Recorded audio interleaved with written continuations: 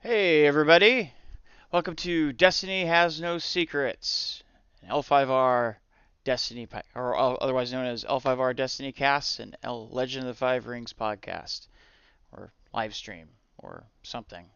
I don't know.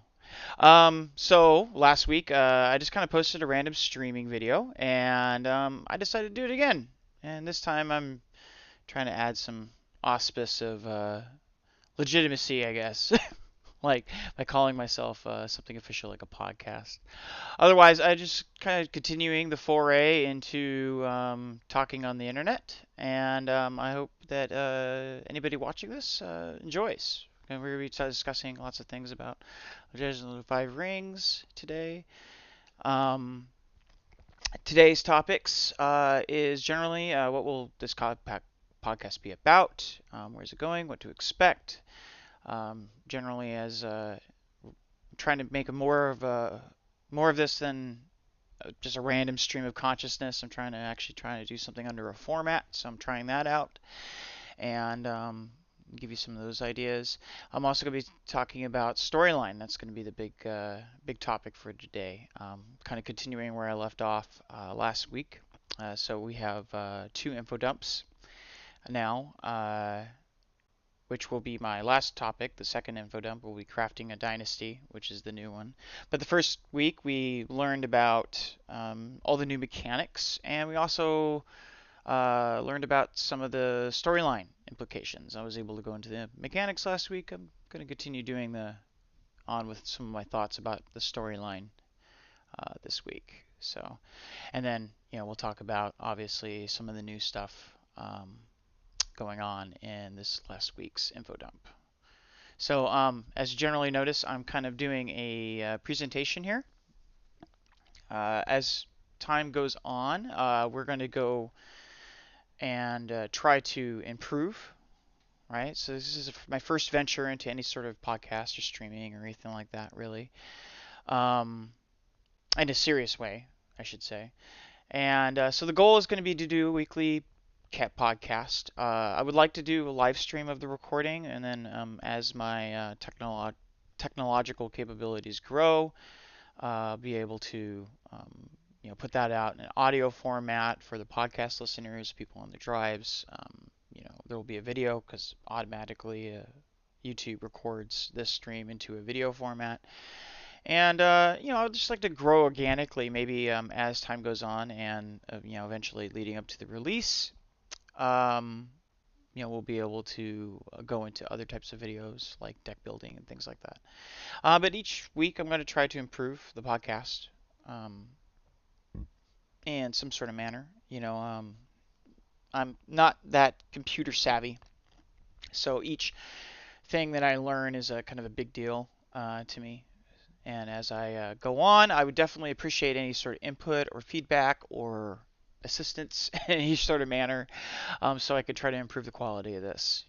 Like just trying to focus on baby steps right now and releasing one piece of content a week.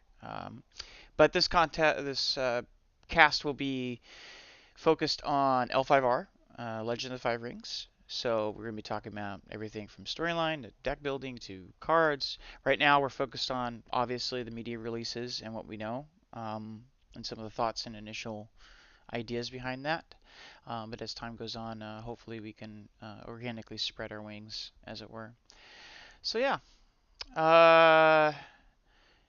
story. That's where our focus is on this week. So we have this huge info dump. I suggest that anybody who hasn't read the articles in Fantasy Flight go and read them, either while we're talking about this or afterwards, so we can have. I'm not going to cover over uh, every little thing. I'm not going to read or anything, the verbatim what they posted, but I'm going to give you some sort of ideas here. So definitely go and check those out to kind of get an idea about some of the other things that are going on beyond. But the storyline they set out is in what pre-coup era. Now, in the original storyline, this was the Scorpion Clan coup. But as with this storyline, obviously, because the coup hasn't happened or may not happen, I'm just leaving it called pre-coup sort of era until we have some sort of other storyline assistance. But one of the things that caught me right off the bat with setting it in this era was there's really no setup for the Scorpion Clan coup as it is, or even any sort of coup, right? So in the original storyline, they had this idea. There was a curse that was lingering over the empire that was made when the empire was made or created by the kami, the Hantai, that said when the last Akodo falls, the Akodo family from the Lion Clan, then so shall the last Hantai, so shall the Hantai dynasty. And they haven't given us any indication that there's any existence of this prophecy so far. I mean, that doesn't say it doesn't exist, obviously, but there's no real setup. All that kind of set up into what the Scorpion Clan did. So, Baishi Shoju in the original storyline launched a coup against the Hantai, and the sword Ambition kind of turned his need to save the empire, this act of loyalty and duty, into a thirst for more ambition. As the sword Ambition is a blood sword, an ancient artifact that plays upon the vices of its wielder, right? And with that, when the Scorpion Clan fell, Yogo Junzo, who was a Yogo, which is one of the families in the Scorpion Clan, betrayed the clan by opening the first Black Scroll. So we don't see any of that in the initial dump or any indication of any of those factors. No real factor. We'll talk about the Scorpion here in a second, or here in a minute. But so far, like in the broad narrative, we haven't seen any of these setups for anything indicating a coup that is launched by one of the clans. Now, that doesn't say that it's not going to exist, obviously, because it is a very interesting period of L5R that hasn't been told in its fullest. It was only one set in the original game. But that kind of gives us, this idea that they're trying to return to a classic storyline, right? The classic idea of L5R, but they're going to do some different things, some different setups, which means us to brings us to what like the idea of classic is. What is classic L5R? What made L5R L5R, essentially? And the things I want to point out about this is that L5R was, originally determined by the storyline prices. Granted, I mean, there's narratives that were interpreted because of those prizes, by John Wick, things that happened because he took this idea and then kind of put his own narrative twist onto whatever was going on. But generally, I want to remind people that, returning L5R players, as well as new players who are looking at the old storyline, that the old storyline was determined by the players. So because of that, like, I think we should all keep calm and accept trial by combat, because, this storyline also will be determined by hopefully storyline prizes, or however they choose to integrate player agency within the overall terms of making a narrative possible. So we have a lot of the elements, like the clans, obviously the people that we love, the old big characters, right? And a lot of the elements are there, but people shouldn't get focused or trapped up on little tiny nuances. I don't think, right? Because this is a new story that will be determined by new players, or by this new player base and new opportunities, right? So that's that can mean that there's some significant changes that come forth because of this, like the idea that there's no coup, or the idea that somebody else will win if there is a Day of Thunder, right? Or the storyline will go off in some different ways, and that's actually a good thing, I think, in a lot of ways, because there's a lot of things in the old storyline that happened because they didn't expect the game to get popular, right? Or they didn't expect certain things to happen. you know, and organically as the game grew over time, going beyond the Day of Thunder, right? A lot of those idiosyncrasies and little things that we grow to love actually were kind of in a barrier in a way, not only to us accepting new changes and new developments in the storyline, but as old players, but new players getting into the storyline. There's just so much stuff that was just kind of more or less the product of, just a confusing organic storyline that had to grow beyond what it originally expected to be. So that leads us into what we learned last week. So the each clan had a info dump about little hints about where they're starting out at in the storyline and what.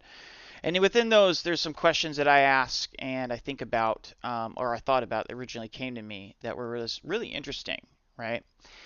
So I'm going to go through each one of those here, the crab, crane, and so forth, right?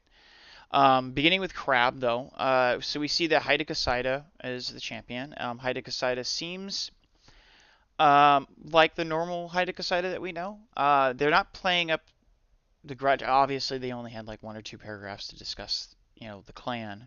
But in the old storyline, Haida Kasaida was very. He had a grudge, like a real bone to pick with the Empire, because of the way the Empire treated the crab. And even though it does allude to that sort of demeanor, I don't know. We don't know if that's the same case here. If he has quite that sort of same case. I mean, obviously he chooses indifference to what the Empire is doing because that's the crab's duty overrides all, right? But is this really the same type of Kasaida that will, basically get fed up with the way things are going enough to ally with his enemy, his antagonist, the Shadowlands? Right? And that was the original story. Like when the game began, I mean, the Crab Clan allied with the Shadowlands. That was the big thing. That they had forsaken their duty as it were, or were doing their duty by some perspectives. So that's the question I ask about the Kasaida, about Crab Clan's demeanor, is where will those stance be?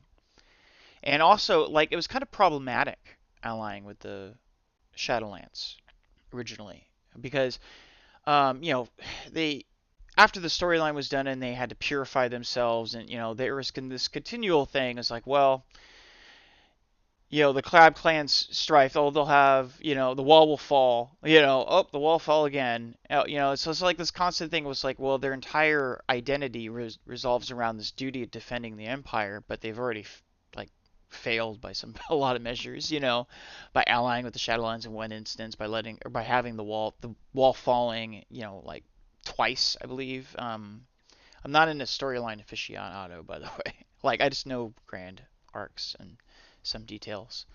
But it was kind of always this burden and this sort of, it's like, okay, well, they're gonna try to be, for their duty again, and return to purification, but that's really not their thing. It's like they should be always defending. They should not falter, right?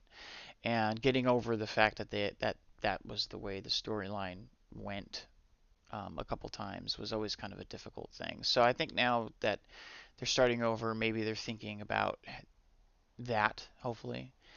But we know that there's a large Shadowlands army approaching. So I believe that is quite different from the original storyline. I don't remember specifics as far as that being a thing. So, this large Shadowlands army, what will happen? Will they get assaulted and will they attempt to appeal to the rest of the Empire and will that cause problems for them? Because of Kasaida's demeanor or how his demeanor is.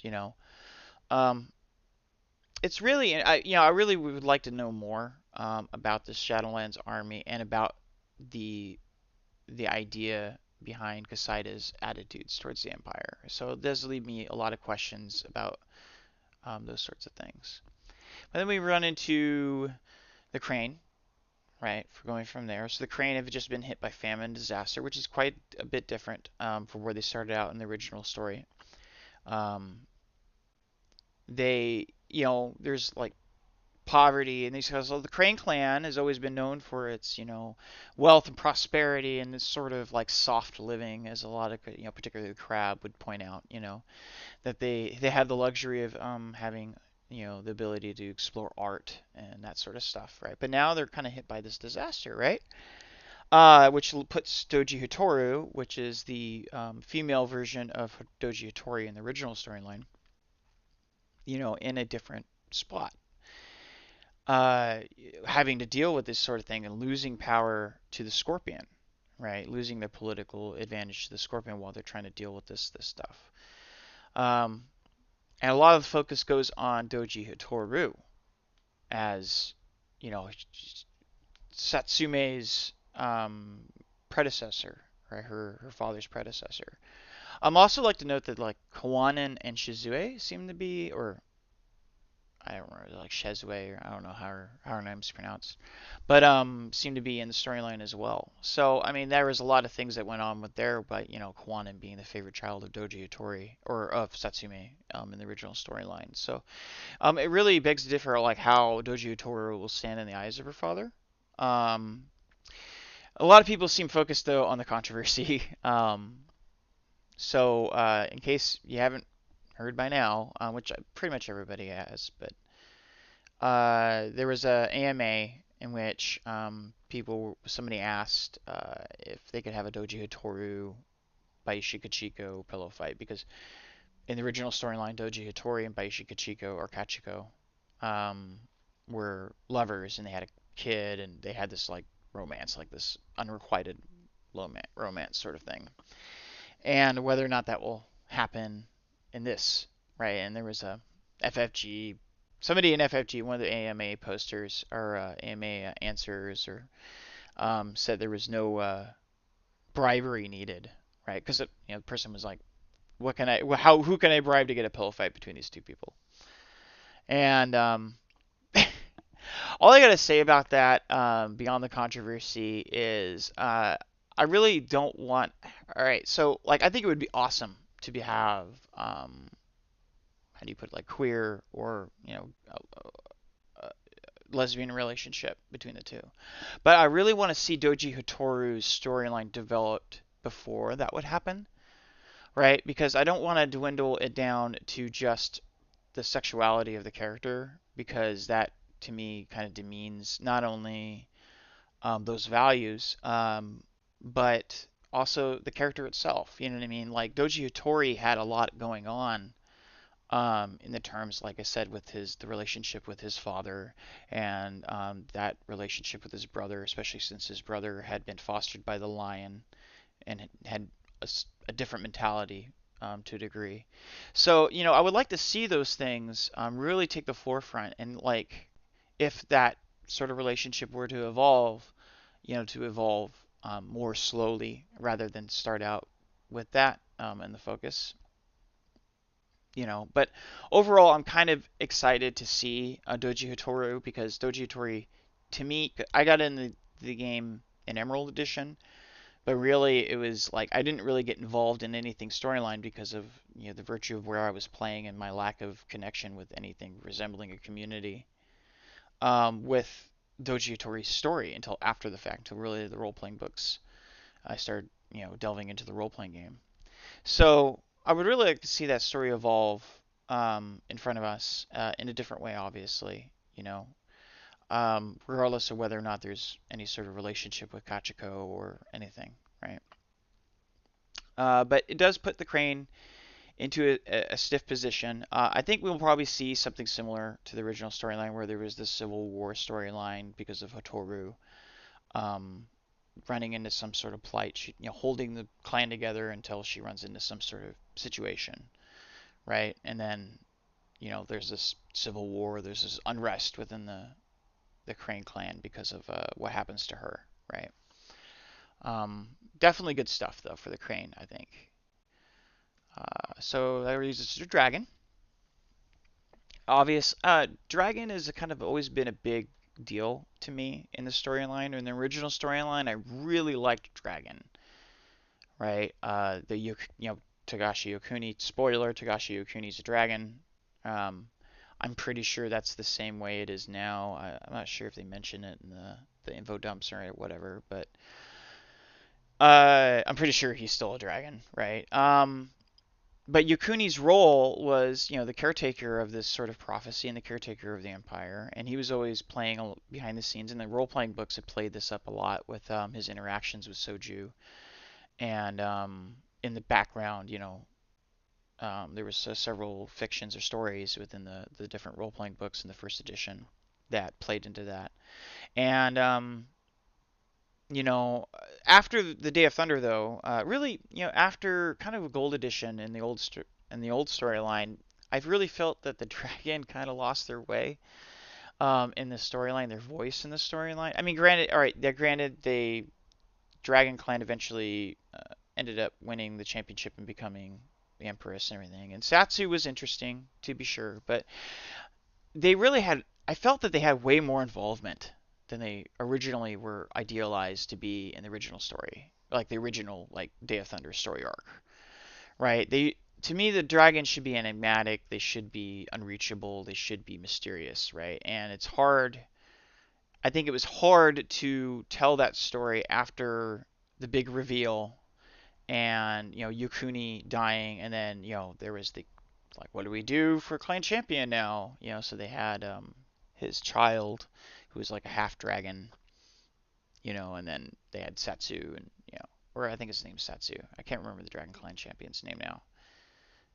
So people are probably gonna hate on me for that, but like there was always like kind of like this idea of like, to me it felt like they were trying to like they spent like three story arcs recovering, trying to find and put a place for Dragon. And I really feel that this opportunity now is to really define their role and to play a longer game with their storyline, to look, the storyline is going to go further than this point, so we can really play into that. Maybe Yokuni won't even die. Hopefully he won't die.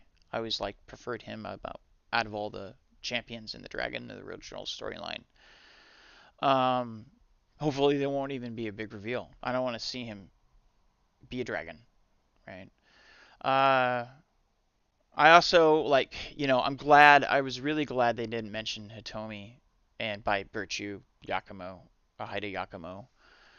Um, I didn't. I'm gonna be frank, and I'm probably gonna again piss off every dragon player in existence. I hated Hitomi. I thought she was a stupid character. Um, she was just, I mean, like the revenge storyline between her and Yakumo was fine for a long time, but then it just got played out, and then she took this. I think she went way beyond the role that she was originally given in the story. Becoming the eventual moon. The god, a goddess essentially, and it's just like, I don't know. I didn't really like it too much. I mean, the coolest thing about the entire thing was the entire her involvement with the Shadow, in my opinion, in her corruption by the Shadow. But that was a short-lived storyline as it was. I'm just glad that if they do involve Atomi, I really hope they do something different with her. I really would rather not see her, and that entire feud thing. I liked Hada Yakumo enough, but I don't know. It's just like we don't really need to go there again. It was definitely took a focus in the storyline, a huge focus in the storyline, and kept going, I think, long beyond when it should have gone. So, but the dragons seem to be dealing with this rogue Shinsei group, and it says there's that this rogue sect of Shinseism, which really stood out to me for a lot of reasons, and I'll go into those reasons a little bit later. But I'm looking for roles, that antagonists play in this, and I think this is definitely a sort of new thing. I mean, I don't think it's Fudoism. There was a sort of rogue Shinsei sect in the previous incarnations of Fudoism, or was that Shinsei sect? It was a rogue sect of cultists, right?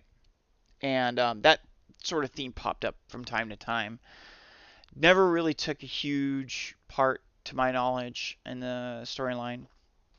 This, though, like kind of presents some interesting possibilities, which I'll go into here in a minute when I get into some of the other clans. Um, but it's definitely, I think that out of anything is the most interesting part about what they released to us in the Dragon is this little, because they virtually give us no information, which is kind of not, it's not telling, but it's very telling in another way, which I'll lead into in here in a minute. Um, so then we go into Lion, my clan. Hey. Uh, Aramasu, Akodo Aramasu is not dead in this story, which in the original story he died in during a battle with the crane, and then Akodo Totori took his place. Now Akodo Totori was, he was always like this tactical genius, but he had joined a monastery. Um, I believe before, or was it? No, it might have been after actually. Yeah, I believe it was after Arasu's Aramasu's death, if I recall correctly. I don't remember exactly when that took place, but Totori in this storyline, um, when he took champion, Matsusuko, who was Aramasu's lover in the old storyline as well, had a lot of issues with it, right? And that kind of fed into this entire like sort of lion civil war that happened in the original storyline. They don't mention obviously much about Totori other than he's a brilliant tactical genius. They go a little bit more into Aramasu, so hopefully they can flesh him out and make him a lot more um, appealing now that they have a chance to actually write about him in a much more meaningful way in this in the card game story. And the relationship between him and Matsusuko will be interesting to watch.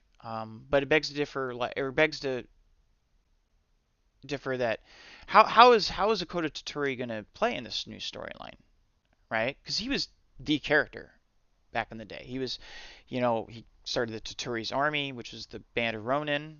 He was the reason why the entire Kodo family fell in the first place because he was clan champion and he got basically uh, seduced by a Scorpion agent, a Scorpion geisha, and failed in his duty, and that allowed Soju to launch the coup in the first place, right? Since they don't mention any sort of thing beyond Totori, we don't know whether or not any of that setup will be there. I don't think it will be, but um, that kind of fed into the entire idea with Totori, being this rogue actor who was able to focus on the better interest of the Empire, fighting the Crab and the Shadowlands Alliance, and then later on, um, basically fighting Fu Lang and winning the Day of Thunder and that sort of stuff, right? And rallying the lion and everything. So, and I really hope that this time around we see that sort of importance again. I liked Totori's army. I thought it was really cool, but I would like to see it again, even like a Ronin army. But you know, we may not see it quite the same way, you know. Uh, and I would certainly like to see more of Matsusuko. I really liked her role, in the story. Her seppuku in the original storyline was one of the better moments. Reading about, I didn't actually participate in any of that. Like I was talking about before, I was kind of isolated from a lot of the storyline until afterwards. But I would really like to see more of that play out, especially with now that her love interest is alive.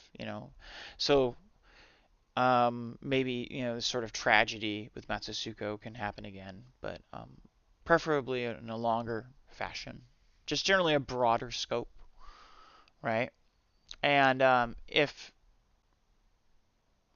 finally, if Totori doesn't fall, will there, I don't think that there's going to be this prophecy, the Akodo falling prophecy.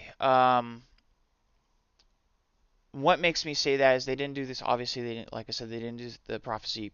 They haven't explained the prophecy. They haven't done any of this, the setup for the Scorpion, right? Wanting to take over the Empire, really, at least to my view. Um, so why won't the Akodo fall? I don't think that they'll do that because uh, banning an entire family, from the storyline or making them all Ronin was interesting in the first storyline because it was told in a shorter fashion over the course of like 4 years, I think. Um, with the idea that it wouldn't really continue after that. And so it was okay in those terms. But now, like with an LCG, I don't think that they'll take those steps and say, okay, well, one entire family of your clan is just not going to be in your clan anymore, right? And the same thing goes with the Scorpion, right? When the Scorpion took over the Empire or launched their coup, they were banished. And that was the big reason why Kachiko did what she did, and by creating the falsatory and all this other stuff. So there's all these things that after effects that came about because they took those actions because the short story was told in a shorter period of time, which I don't think that they'll do quite again. Okay, so Phoenix. I'm definitely liking ponies versus fire chickens. So Phoenix are looking at the unicorn, and particularly the unicorn's magic. They're, which I'll go more in depth here in a minute, but basically the unicorn have a foreign magic that they've learned as from their adventures outside the Empire. They've brought back with them, and so the Phoenix are definitely looking at that and getting a little bit up in arms, believing it is disturbing the harmony of the elements, to some degree, maybe. Maybe it is, maybe it isn't, who knows? Um, but there's a couple questions I have. I'm looking forward to, actually, before I go into the next point, like, I'm really looking forward to the Phoenix actually being angry at another clan other than the dragon, right? And the Phoenix and Unicorn in particular, right, I think is an interesting antagonism to explore. You know, uh, especially like highlighting the unicorn's magic, right? Which was always there, but never really, to my mind, never really a main theme or main focus. It was always just kind of this thing tacked on to the unicorn. Their thing was horses. So it adds not only an interesting aspect to the Phoenix because it gives them a reason to explore their dark prophecies, open black scrolls, whatever they're gonna do, shenanigans they're gonna do, and fall, but also it kind of explores that old versus new mentality because the Phoenix are very traditional as the spiritual leaders, as the like the magic, the leaders of magic and the keepers of knowledge, old knowledge and old tradition following new. So I think there's a cool theme there. But it means like they say like mentioned in the info dump, like Shiba Yujimitsu rallying to defend the Phoenix.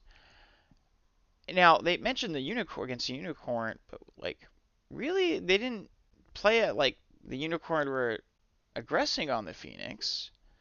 So what are they defending against? I mean, I could just be reading into it by all means, but like, why are they defending themselves?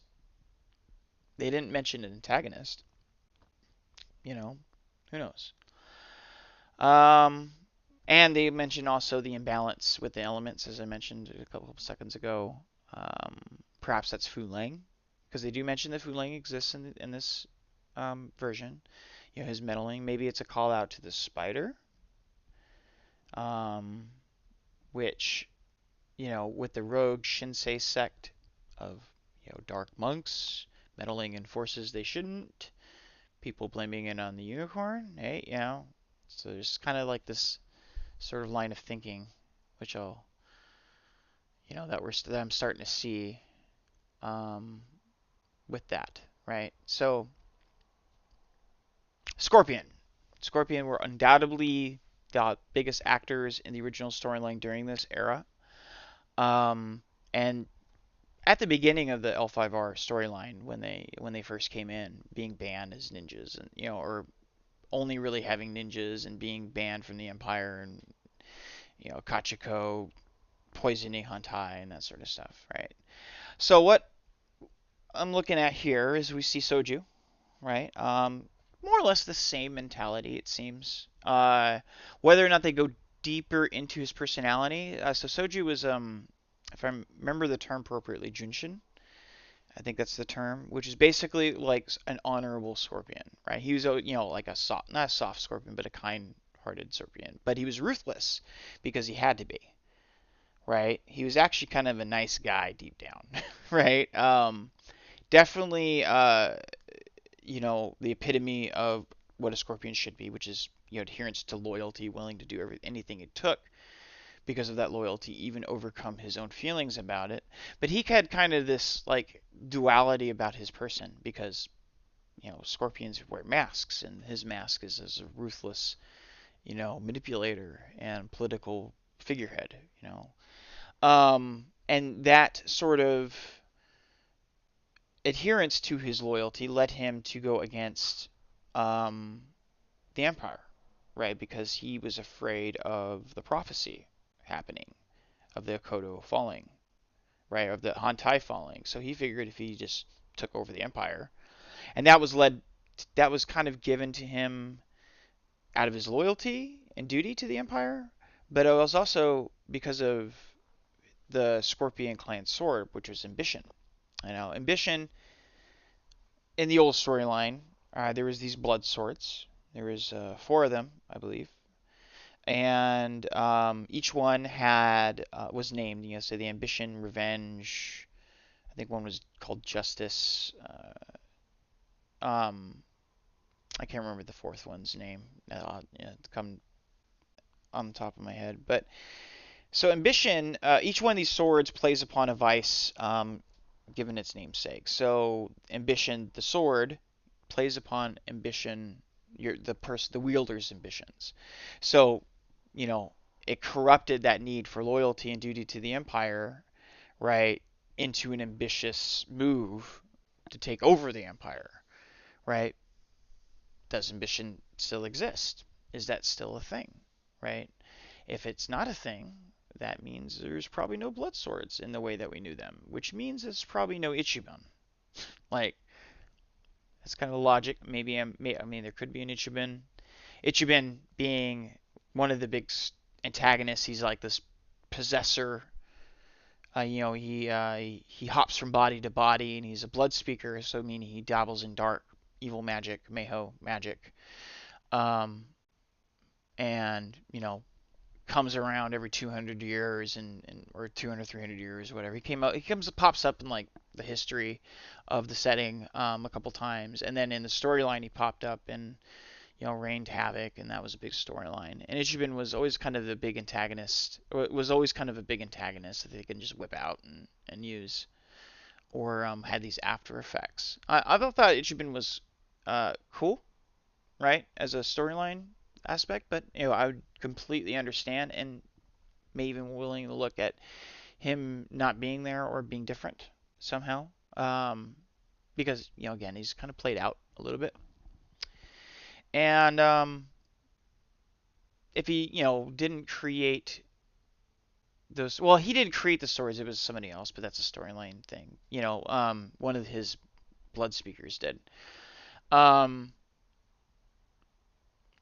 if we don't have ambition, then we don't have that. Again, there's not that setup that's going on, because the blood swords, even though they didn't play a major role in a lot of the early storyline, I should say, of the old game, um, they, they were there. They were an influencing factor in a lot of things. But overall, with Shoju as he is, I'm looking forward to seeing the tragedy. Hopefully, they do make him Junshin, and they do show that kind of dichotomy, that sort of battling, with keeping your face as a scorpion, your mask, as it were, and duty to the empire, meaning or loyalty to the empire. With is he the emperor or loyal to the empire? That kind of dichotomy. And we learn about by Kachiko. She's imperial advisor, married to Soju, so she is in the same position that she was in the pre-coup era. So before the storyline began, because when the early storyline began, she was the wife of the empire or the emperor. Um, because the emperor married her, and she was one of the few scorpion that were still allowed to exist within the empire. Um, so Kachiko. All right, so I have a lot of issues with Baishi Kachiko, and this is going to incur the wrath of every Scorpion player in existence, I'm sure. I love Baishi Kachiko as a character. I'm going to say this right off the bat, right? But I have a lot of issues with the way she was portrayed in the original storyline, and that being, well, not so much the way she was portrayed, but the way people perceived her portrayal, right? As this like grand manipulator. She was a manipulator. She, poisoned the emperor. She created the falsitori and then, imprisoned Doji Hattori and all this stuff, right? She did a lot of awesome stuff. Like she had a lot of limelight.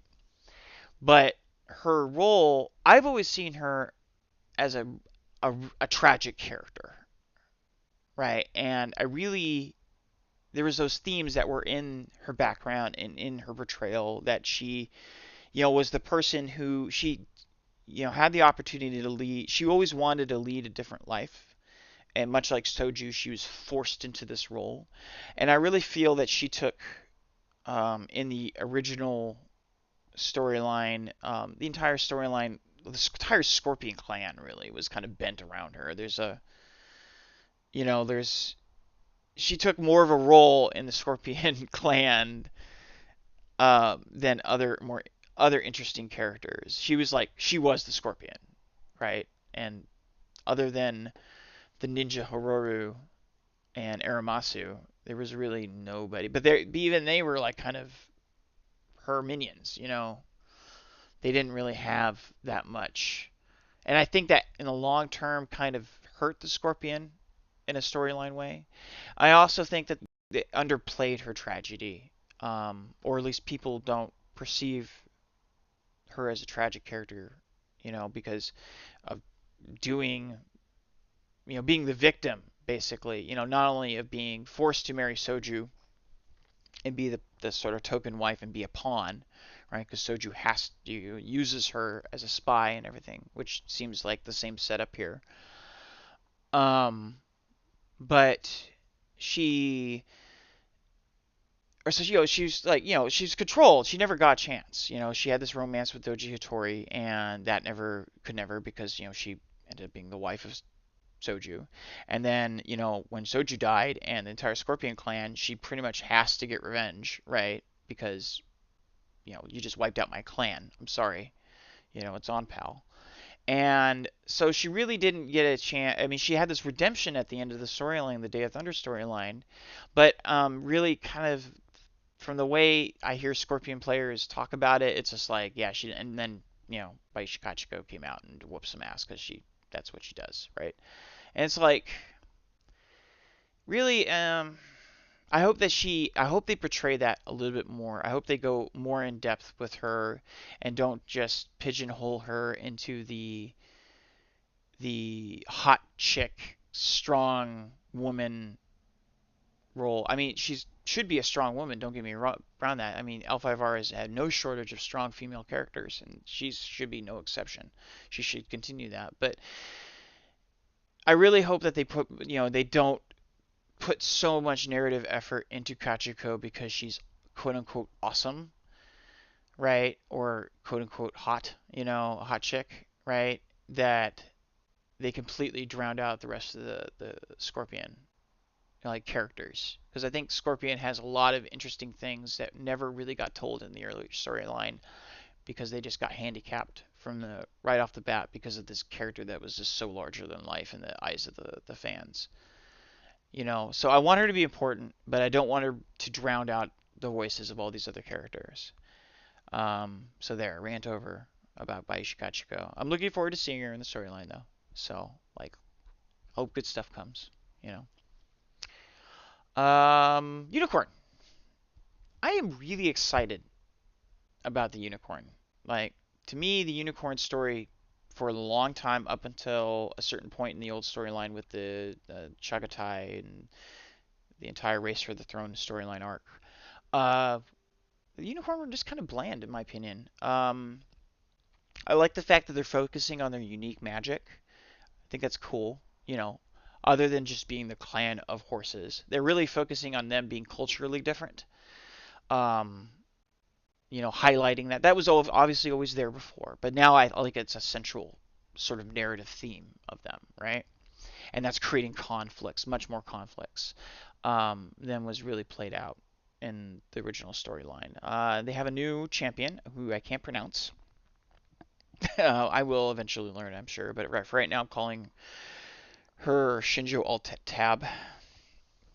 I don't remember who on the forum said that, but like it struck me, so now it's in my head. She's Shinjo Alt-Tab from now on. But she's fostering this unicorn alliance with the lion because they have this sort of rivalry. I'm glad that they kept the rivalry between the unicorn and the lion. I think that's always been a very interesting part about the two clans' relationship.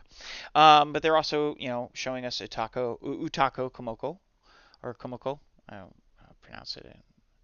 Um, and her vendetta against the lion. I don't recall precisely, but I think she had a vendetta. I think she thought Matsu Agatai or Agatogi, how do you pronounce it?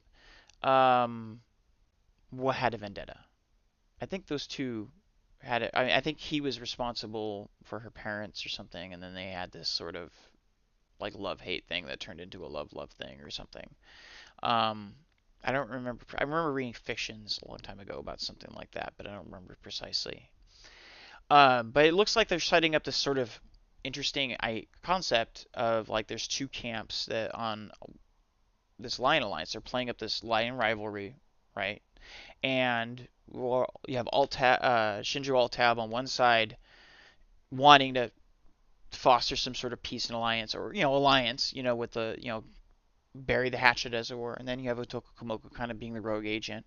Hopefully she takes a bigger role, and hopefully we see. I would like to see sort of a unicorn sort of civil war, or unicorn sort of thing. I think that would really kind of be interesting especially when we start learning about the other families like the Moto and that Yuchi, um, to be particular about how they're different, right, and their rules within the entire thing. Also,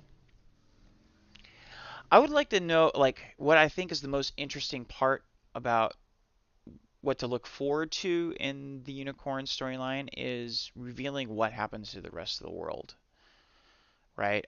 So, for those of you who don't know, Legend of the Five Rings had other games that they originally tried to bring out that they incorporated into the Legend of the Five Rings world that were connected, right? They One was the Legend of the Burning Sands, right? Which was a sort of like Persian game, right? Like game, Persian sort of Arabic, Middle Eastern game, right? And they had also the Egyptian stuff thrown in there, like sort of Egyptian amalgamation or analogies thrown in there, right, with the Senpet or whatever. But we don't know anything about the rest of the world. I don't even know if when FFG purchased it, if they purchased the Burning Sands property or not. Maybe there was I don't know if anybody asked that question during the AMA, but um, it'd be interesting to know what they've done with the rest of the world because there's a lot going on in the rest of the world that there was build up towards the end of the last couple of years of the original storyline. With the Burning Legions and Kali Ma and the colonies, and then you had this sort of like, I guess they were gonna have the Yodotai, which was sort of like Sparta faction, which is kind of sad. I don't if we do see a Sparta faction, probably won't be for years now, so more waiting. Maybe I'll get to see a Yodotai faction or something its equivalent before I retire. But I'm looking forward to seeing what they've done with the rest of the world here and how they've treated the rest of the world in connection, whether or not they've added new concepts or how they've changed the old ones or anything. So that's one of the biggest things. One of the biggest questions, one of the biggest omissions is the fact that they don't have Shinjo Yokatsu. So Shinjo Yokatsu in the original storyline was the clan champion for Unicorn. And the reason why he was so important was because he was a Colat. Colat being this sort of underground network of conspirators that wanted to take over the empire, or like basically destroy the empire. They were kind of like they wanted to create, um, they wanted to get rid of the caste system and break apart the celestial order and everything. They had these big, huge ambitions, right? And they were always actors in the original storyline. Shinji Okatsu and Akoto Kage were the two kind of two of the Colat masters that played a big role in the original storyline.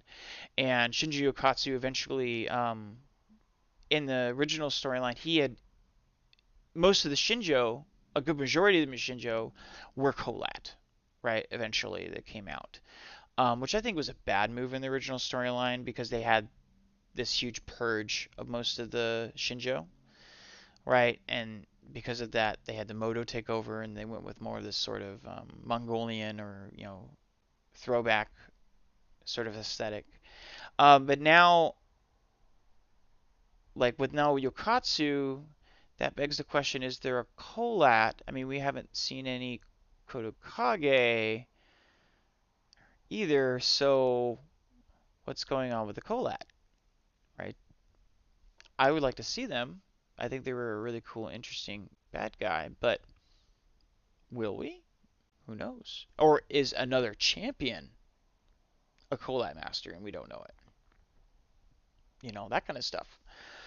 Um, so what I think that question leaves us to is my conspiracy of the day. All right, I think the Spider Clan will be coming back into the fiction. I think the first faction, or among the first factions, if they do introduce new factions, will be the Spider Clan. And what makes me say that? So we have the Rogue Shinsei group of Shinseiists, right? This which is very similar to this sort of monastery order, the monastic order, the Daigatsu, or I can't remember Order of the Shadow. I don't remember what they're called. Which Ken Peki in the old storyline was a part of and the big leader of, right? We have no Colette. We have no blood speakers. we have no. We have a couple, and we have a couple needs, right? So one of the questions that was floated and really right off the bat was how will Shadowlands fit in? Will we see Shadowlands, right? And there's been no answer to this because in the mechanics of the game, honor is linked to your draw mechanic. So any faction that gets introduced into the game, right, would has to thematically fit that mechanic, I would think. Unless, I mean, I could see them creating alternative mechanics. I just don't, see how they would do that and still and keep some continuity in mechanical and in theme of the game, like without being this thing that doesn't seem to fit within the overall mechanical structure of the game, the concept of the game. So we need a faction that has that whatever our Shadowlands faction, if we do have a Shadowlands faction, is they need to have to fit within that. The spiders certainly fill that as human beings who are members of the Empire, albeit corrupt members of the Empire, right? They still obey honor, and they still have these concepts of honor. They just have absolutely no honor, right? But they still may suffer from the repercussions of it, right? If they act in too much of an open manner, a dishonorable manner, they can get called out. And there's certainly enough points in the storyline where you have these rogue agent groups, these conspiratory groups. You had the Colat, you had the Blood Speakers, you had there's another one that took over. It's escaping my recollection.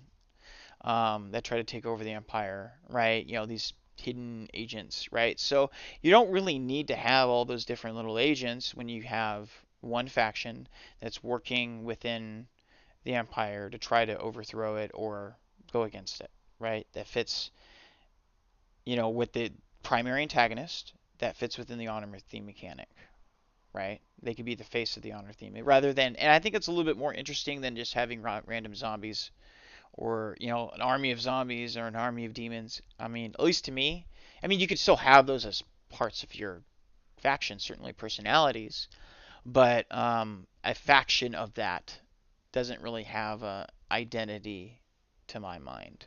So Spider have a lot more of an identity, right? And the problem I always saw with Spider, right, before was they're an awesome idea, but they never really seemed to fit because you had all these other factions that had already come before it, and you had the Shadowlands faction, so you had to distinguish them from that, and then you had to show how they could fit within the Empire or against it, right? And then you had Daigatsu, the big bad guy for most of the storyline of L5R, um, past the Day of Thunder, I should say, you know,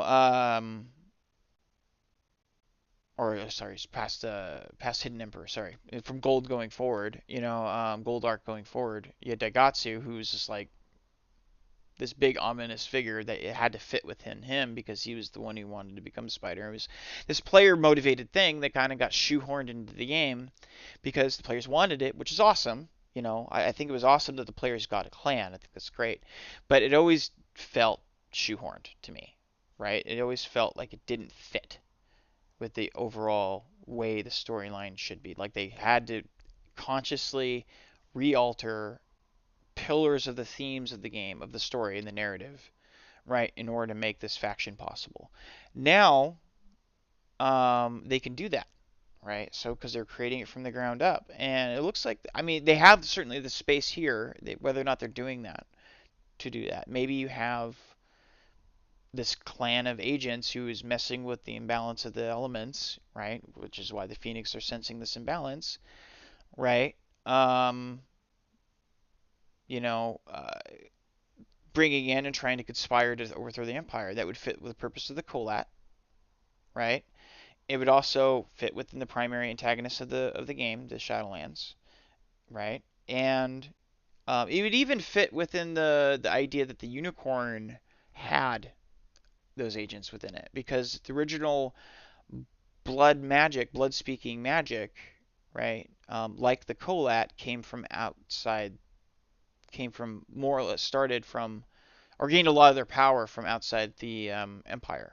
Like blood speaking magic, from my understanding, Aichiban's ability to hop from body to body, right, came from, I believe, the outside the Empire. I mean, I might be misquoting that or misremembering that, but I remember that the blood magic or some aspect of blood magic came from practices outside the Empire, right, from the Burning Sands or somewhere else. Um, and I also think that like as an identity, they can also fit them a lot better than just the way they brought him. When they introduced the Spider, right? They first introduced him to my recollection as the city of the lost, where all the undead samurai or all the dishonored samurai go, who have been corrupted by Shadowlands Taint. And then they slowly had to they were an antagonist, and then they slowly had to integrate them in as players slowly pushed for them to be integrated as a clan into the game. They slowly got pushed into the game, right? Closer and closer into the Empire. Now they can begin with that, right? Them being in the Empire, not maybe as an organized force, but like maybe as infiltrators in each little clan or something. And they can really play upon that corruption that was evident in the original storyline with the Phoenix, for instance, and the Crab, for instance. Um, even in the Hidden Emperor era, the dragon, at some point became corrupt by the Shadow, but a different antagonist. But they can do that sort of thing, right? Maybe even starting in the dragon with this rogue Shinsei group. Who knows? Um, and they can also be the ones who launch the coup, right? And so you have a faction that topples the 49th Hantai, that opens Black Scrolls and does all this nasty stuff without having to ban an entire clan in the fiction from being honorable, right? From participating you know, in honor. So you don't have to have the lion lose any less dignity than they would lose if they, had corrupt agents or whatever.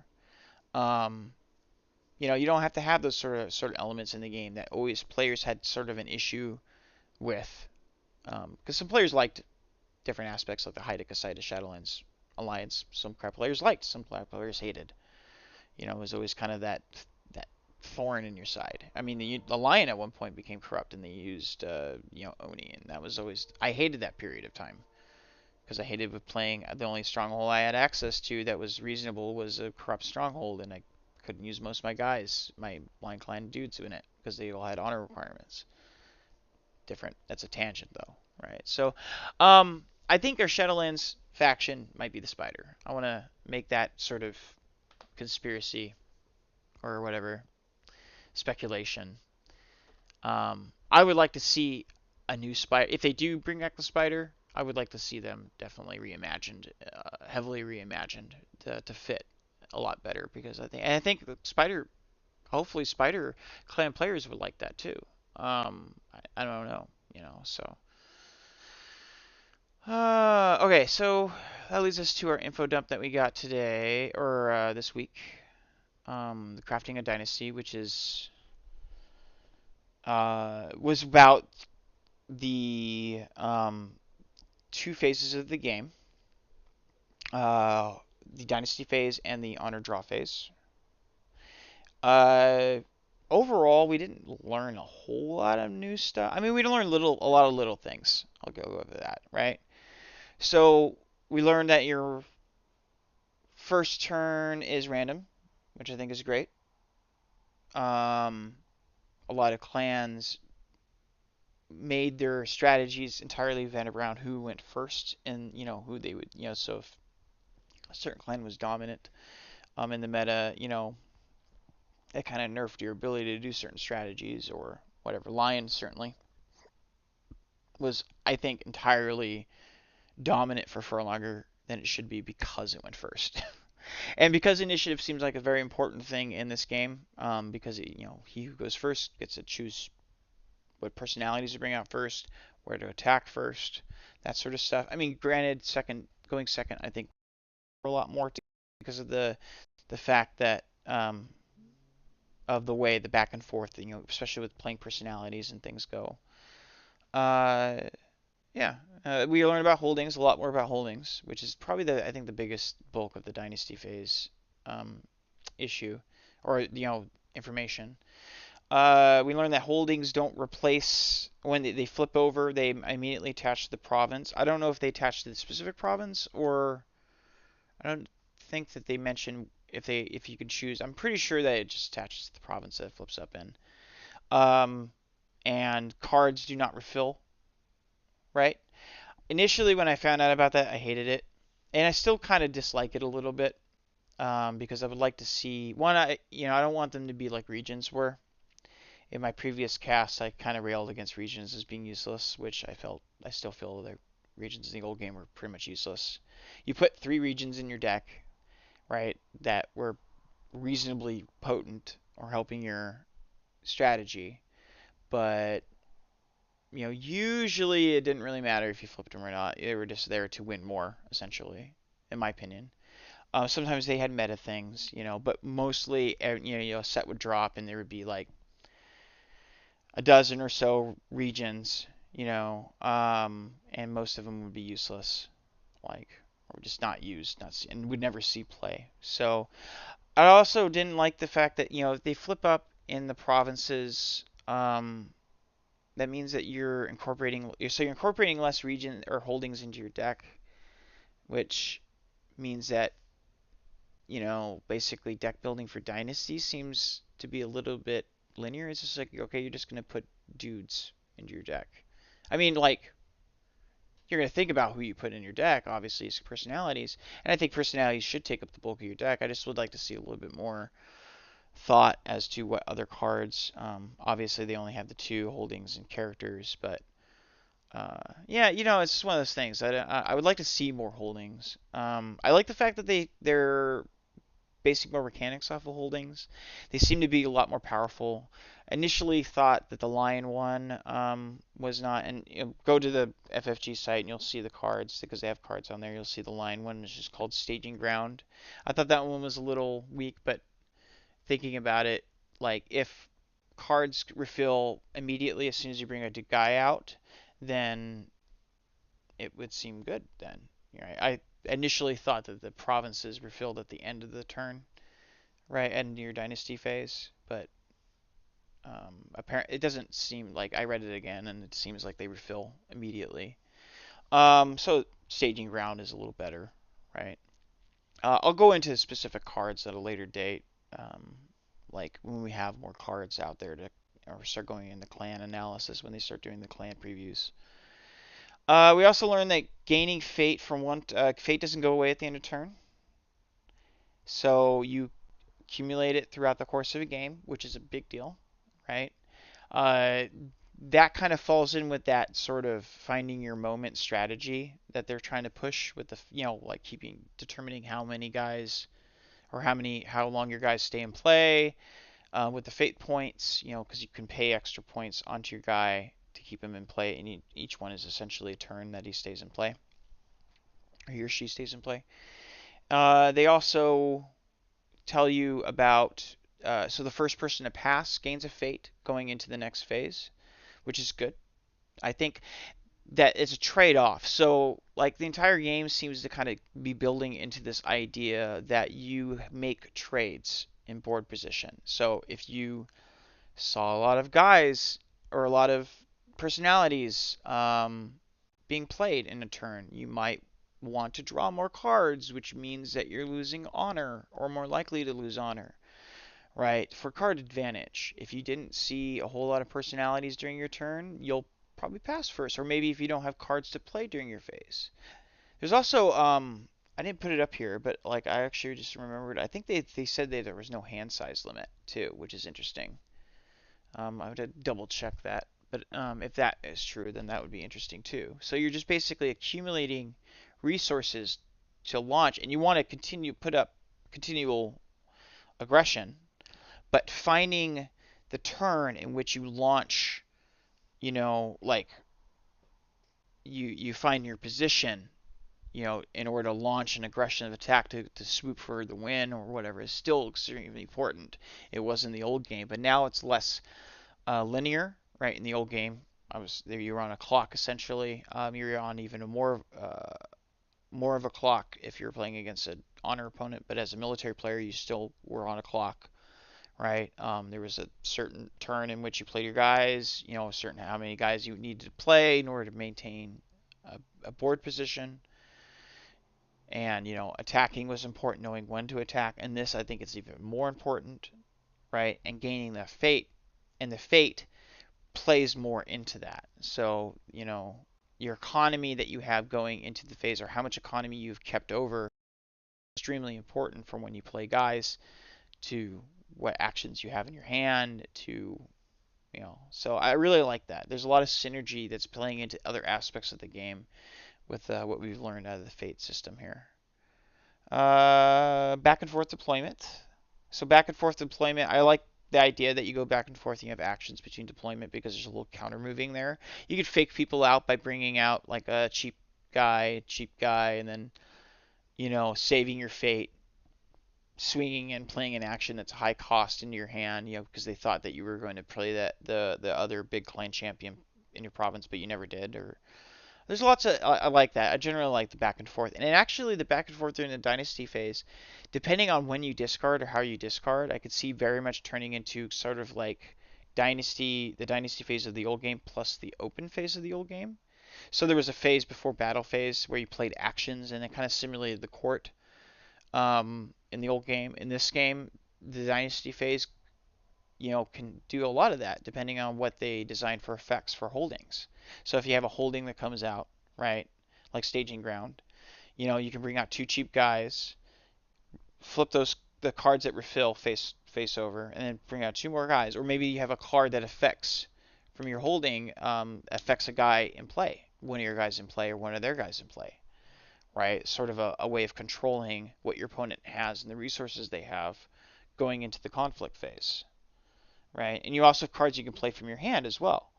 So I like how they're consolidating a lot of these elements, right?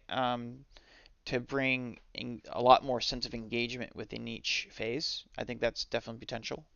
Hopefully it won't just be wasted, because Dynasty phase I always kind of felt like you planned it out at the beginning of the game, right? And then pretty much you didn't think about it until you got to that phase and you just brought guys out.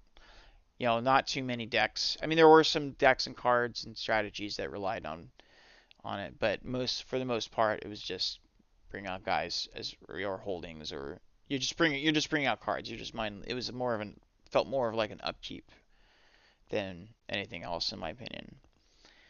We learn about uniques. So in the new L5R, your unique doesn't mean that you have to restrict yourself to one card in a deck.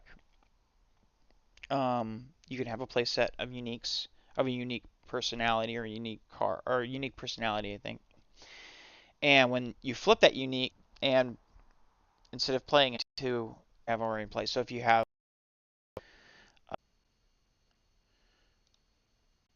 okay, so I'm back on. All right, sorry about that. How long was I off? Like off the stream, guys. I'm looking at the chat now. Sorry. I don't have multiple monitors or anything like that, so I was on wrap up crafting a dynasty. So it looks like I dropped stream somewhere during when I was talking about crafting a dynasty.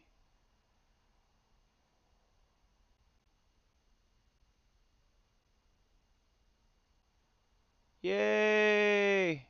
I'm back. All right. So, well, I don't know if it recorded any of that or what's up. I just basically had finished the crafting a dynasty and went over the wrap up stuff. I was gonna do some questions if you guys have questions for me or comments or chit chat for a little bit. Um, so yeah, that's I mean, what do you guys think so far? I'm trying to like I'm gonna do like I said, I'm gonna try to improve things once. Try to make at least one improvement a week. I'm gonna over the next week set up contact emails and Twitters and stuff and try to see if I can improve my streaming. I'm really sorry about that drop there, though. Yeah. Okay. So cool. Is there anything else you guys want to discuss in the chat here that I could talk about? How many people are in here? It's weird.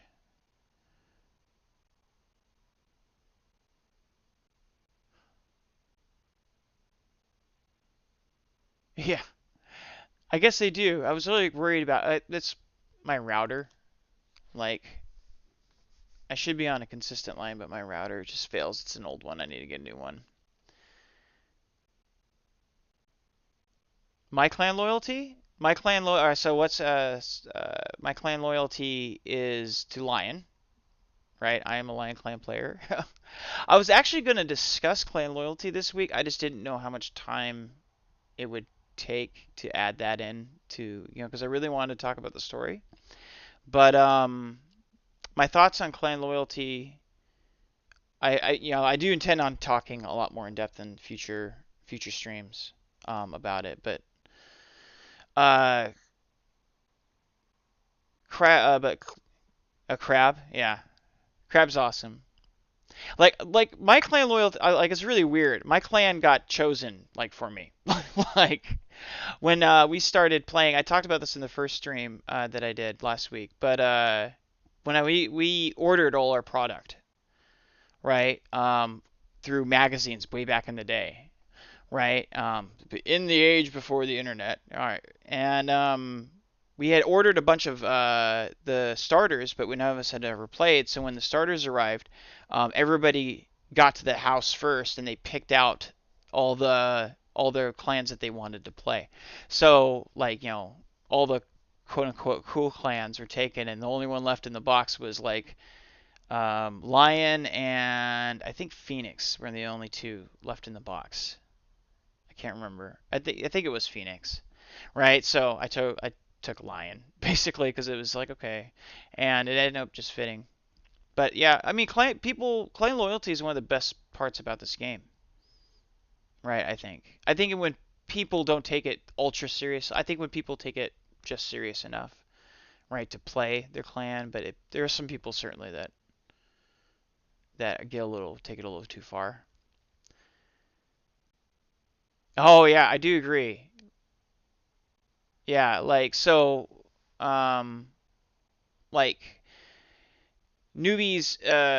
So for the posterity, for the people who are watching this on recording, so newbies need to hear more about clan loyalty, and I do agree. Like preparing the old L5R crowd needs to prepare new players for the concept of clan loyalty, but I also think the old L5, the new players um, need to kind of tame the old L5R crowd because the old L5R crowd can get a little stodgy, it seems at times. Not to say anything bad about people. I mean, like L5R community is an amazing community, but like there's definitely a lot of like history behind people's feelings towards their clans and things, and I just want to like clan loyalty needs to continue on, and that needs to be important to the game, I think. But I also think that like there's a lot of things to be said about sort of letting new players dictate how clan loyalty should be going forward to a degree. Like adding their own take on it. Um, so Quiet Quilliot says, "Do you think clan loyalty is more different than LCG, meaning that you can have so many decks?" Oh, will clan loyalty be different now that there's an LCG? I largely see that as a product of how they implement the storyline in game. Right? Clan loyalty to me came about because of people's passion to win the storyline prizes, um, and as well as the fictions. So how they determine the storyline, because really, to me, old L5R players, every old L5R player had bucket loads of cards as it is, so they could pretty much play whatever they wanted, or if they couldn't, they could get the cards pretty easily. So I don't think the LCG model will change in itself the clan loyalty idea, right? I think everybody will play the clans a lot more probably, but try them out. But I don't think that I think the storyline is really how the FFG engages with the community is really going to be determine how clan loyalty sees. I really hope it doesn't turn into um, something that like it's just you just win tournaments. What cycle eras? So Skywalter asks, what eras and cycles did I play in old L5R? So I started in Emerald, right? Those were the first um, starter set or starter decks that we bought, and we played and we collected pretty much. I think Emerald actually was, or I think they were up to Obsidian Edition or whatever the edition was. Like that had come out, I think, like 3 or 4 months after we had started collecting. So really, I think Obsidian was really where we started because we ordered the most of our packs and things like that came from sort of round about that release, including the Scorpion Clan coup and everything. Um, a lot of it was, almost all of it was after the Day of Thunder stuff storyline had concluded already, right? So I played through that. I played through most of my play with the community. Really started in Hidden Emperor with Jade Edition. Um, I played very heavily back in the day, and then I played into Gold. Gold, I took a break probably midway through. I played Diamond a tiny bit for a hot minute there, and then I completely skipped out on Lotus. Came back in Samurai, played through Samurai into Celestial, into Emperor's Edition for the first like quarter of the arc, through about a quarter of the arc, by half a year, and then ended up not being able to play until Ivory, and then played just the beginning of Ivory. So I've been in and out of L5R for years, right? No, I can't go to Gen Con. So Quiet Quilliot asks if I'm going to Gen Con for the pre-release. No, and it kills me. I had the money all set aside to do Gen Con, and then financial situations dictated otherwise. And unfortunately, I know I'm in a kind of a holding pattern, so I can't really make huge trips like that this summer. I've never been to a Gen Con either, which really kills me. But I actually am thinking, because it might be cheap enough to go to Worlds, to Fantasy Flight's Worlds, which is in November, which would be interesting. So I can, get my box set and then play for a month, and then maybe make it down there, because who travels to Minnesota in the winter? So I might try to make it there, depending on how they do their registration this year for their Worlds registration. Which, yeah, I loved, it's like I would love to be there during the initial release, but I'm gonna have to unfortunately wait or be satisfied for things. I got a proxy to try to get me a copy there. Oh yeah, yeah. I need to find Ninja Shoppers, right? I will pay Ninja Shoppers to shop for my L5R sets. At least one, right? If I could find somebody who's willing to get me at least one, somebody who doesn't like L5R but is willing to stand in line for an L5R box set for a guy they don't know.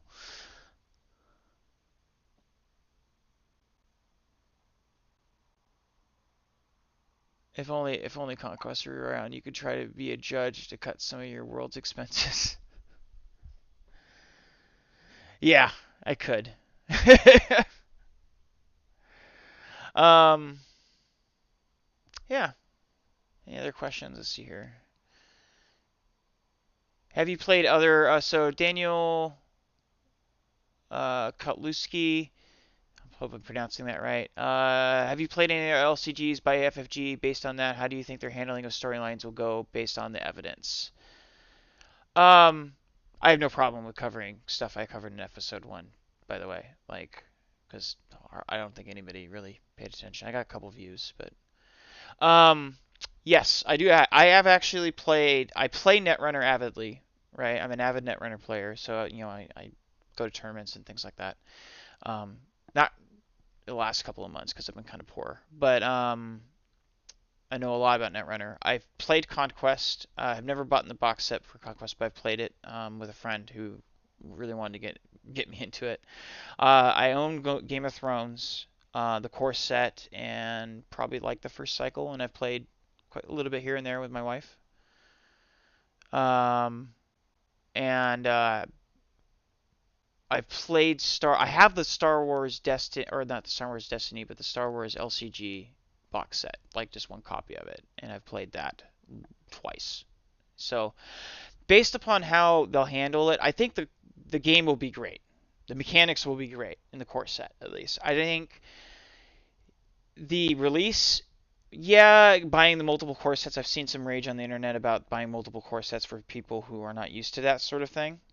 From the FFG's release thing. I think once you actually get the core set, you'll be fine. Yeah, it's a kind of a big expense in the initial buy down, but I think the core set will be well designed. There will be a lot of cards. The reason why they do one copy cards in a lot of those sets is because um, it means there's just more cards. So like the Game of Thrones, well, the cards that were in Game of Thrones, right? I think they really put a lot of cards in that set to make it really playable for each one of the factions, and they have I think 8 factions in that set. So I think the release will be great, right? As far as how they involve the storyline, that's probably my biggest area of trepidation, right? Because FFG is a great company for making card games, but they notoriously suck at communicating with their community. And that's not to say anything bad at anybody who works at FFG or anything. Like, they're great people, and they have designers go on, at least for Netrunner, go on podcasts and things like that. But they don't really seem to address issues really quickly, like simple issues. There's little tiny things, and like it's just they've had a kind of a shaky sort of relationship with communities in the past. Uh, so I hope that they handle the storyline. I think that they have the best intentions. They really seem to be putting the focus into community engagement, which is alleviating my fear, to be sure. So I think that hopefully they handle that right, but we'll see. So Quiet Quilliot, oh, Netrunner player. What is my favorite ID on either side? Follow up. Why is Wizard? Why is it Wizard, Wizard or Cerebral Imaging? Why? Well, I don't like Wizard. I'm sorry. My favorite Netrunner ID would be Noise for runner side. But I have ADD of deck building in Netrunner, so I play pretty much everything.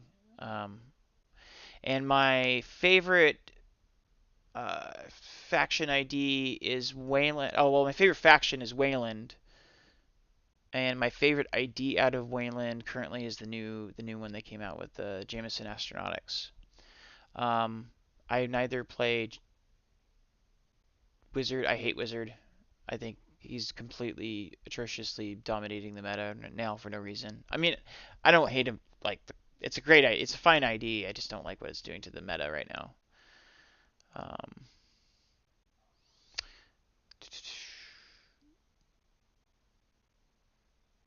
yeah, I haven't seen the Lord of the Rings. Lord of the Rings also is a little different from what I understand. It's a sort of pseudo cooperative game.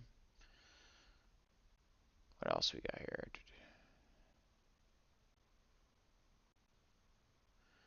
I would like one. I was the same way. I with Netrunner, right? Because they had some one ofs, and I was like, why did they do one ofs? Why don't they just give me play sets? And then they came out with the Game of Thrones one, and I saw how many different cards there were in that one as opposed to Netrunner.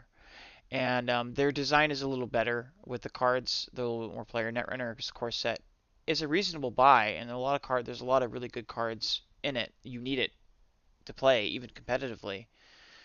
Um, Not just for the money cards, but like things like Account Siphon and things like that. So, but I think they've been ever steady improving. My probably the one set I don't think is designed or is designed the poorest is probably the Star Wars LCG, but that's also because it's older.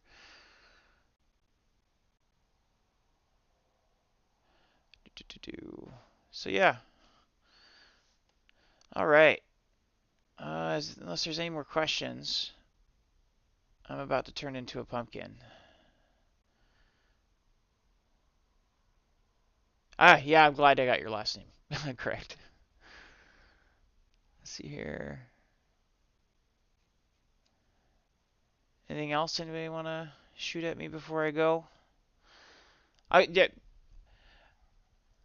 Yeah, I hope you guys enjoyed most of it. Like, um, I'm definitely trying to work on the idea. I really want to put my be able to put my face up here so I can actually show you guys while I'm talking. You know what I mean? So you guys aren't just looking at a slideshow presentation. But unfortunately, my house is disgusting, so I don't want to subject you to, the eyesore that is my home. Um, but yeah, so over the next week, I'm gonna try to find. I'm gonna put up an email. I might change the actual channel where these streams get recorded to. I'm gonna look at different venues and things like that, or different ways of releasing this. Um, and play around with the format a little bit. Try to see if I can get a little bit more uh, appealing format because I want to, make it so where people can listen and watch. They don't necessarily have to be here on a Friday night, especially if they're playing cards somewhere else. So yeah, I don't think Skywalk Walter. I do mentions that he only buys two cores. He never bought the third. Yeah, and honestly, in Conquest, which is the last was it the last LCG? No, Game of Thrones was the last LCG, right? In Conquest, you really didn't even need the third core set. And I'm thinking that's the same thing here. Like two core sets. I lived with two core sets for a long, long, long, long time, right? And I'm probably only going to buy two core sets from L5R initially, um, because I have to buy two for my wife too, so because she plays. So I have to buy four. I'm going to save money. I'm sorry. I can live without a playset. At least initially, unless I'm going to Worlds, which is different. Am I doing anything for Tabletop Day tomorrow? I actually have to take my daughter. I have a mess of kids, and one of them's sick right now, so I have to take her to the doctor tomorrow. I'm probably gonna stop by my game shop. Um, and oh, Arkham Horror's last LCG. Okay, yeah. Anyway, yeah. I don't have any plans. There's I think a Netrunner thing going down uh, at my LCG, but nobody was really. They were just talking about getting together, maybe playing the newest Terminal Directive box set, but I don't own it, so yet. So yeah, I'm gonna probably drop into my local game store and then probably not do very much else. Other than I'll probably sit and try to figure out how to work the software a little bit better. Yeah. All right. Used to play MP exclusively. Yeah. I didn't know Arkham Horror. Like I don't play Arkham Horror. Is it Arkham Horror any good? I hear people talking about it all the time.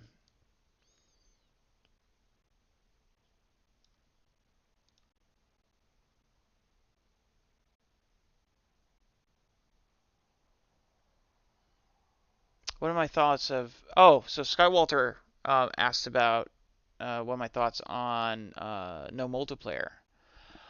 That's actually kind of a big deal, and something I might go into in a future cast. Uh, Multiplayer. Okay, so yeah, there's no multiplayer. I expected that because they typically have a multiplayer set. I think they'll probably do the same thing they did in old Game of Thrones. I think they did in the new one too. Is they had a multiplayer set out, which is exciting because then you'll have cards that are specifically for multiplayer. I don't think in the interim playing multiplayer is not hard to do. You just determine. I would say probably determine who you are basing that honor off of. Like sort of like rotation, you always like bid to the person on the left or something, right? Yeah, that's how I started playing. Sky Walters mentions that he played only L5R in multiplayer, right? And that's playing big groups. That's how I started playing because we started playing. Yeah, we would play one-on-one games on my kitchen table, but most of my earliest memories from L5R is sitting around with my friends, like on the floor of my bedroom, like playing these massive multiplayer games, right? Which is kind of funny when you think about the way multiplayer used to play back in the day before they had multiplayer rules. But I don't think multiplayer rules will be too hard to come up with, or hodgepodge or house rule um, amongst friends or something. And probably there'll be something. I'll probably put some thought into how I would do it once there's more rules that we see. But right now, I don't. We'll definitely have a multiplayer release. They'll probably save it for a box set or something, which is so they can release more an excuse to release more cards, basically. Um, I would like to see Shadowlands, like even if they don't have the Spider Client, I would like to see a Shadowlands raid deck, right? Where people can go. L5R, Vampire, and Rage were the best multiplayer CCGs. I am going to contest that, right? I'm not a big Rage fan, but Rage was a good game. L5R and Vampire were certainly good games, but the best multiplayer CCG was Dune. Hands down, Dune, the CCG. And if you've never played Dune, go on to you can find the rules online. You can go on to Octagon. I think they have card images on Octagon, right? If you don't know what Octagon is, Google search Octagon. It's a card playing format. They may have it elsewhere, but you can definitely find it on Octagon and play Dune with somebody, right? It's amazing. It was such an amazing game, right? That was so short-lived, right? It's the way I describe Dune to people is like, and this is actually kind of taking a similar vein a little bit. Every single decision you made in Dune affected every other thing, right? It was a game of complete and total balance, right? It was amazing, and they had multiple win conditions. It was made by FRPG back in the original people who printed L5R. Um, or no, maybe it wasn't actually. I may be wrong on that, but yeah, Dune was amazing. It was epically amazing, and it really sucks that they never continued it. But yeah, look at Dune as the best multiplayer game ever because you get like 5 people.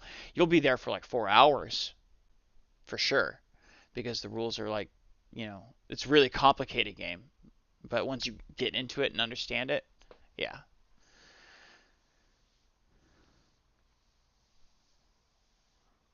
Yeah, Vampire and Rage were definitely good for politics, for showing politics. I'm a vampire. I played the role playing game. I played LARP for a long time. I still play LARP. Actually, I might end up doing a stream at some point, not related to this podcast, but about LARP storytelling because I did that for a number of years. But I really like the fact that Vampire took Magic's rules and kind of put them on their head in a way and showed them in a way that was a lot more interactive, like told the story a lot more efficiently than Magic did. And the idea that like blood was your life and things like that, those are some cool things. I wasn't a big fan of Rage just because of I don't know. I think it was the art on Rage. But anyway, so yeah, I am definitely turning into a pumpkin though. So I hope you guys enjoyed it.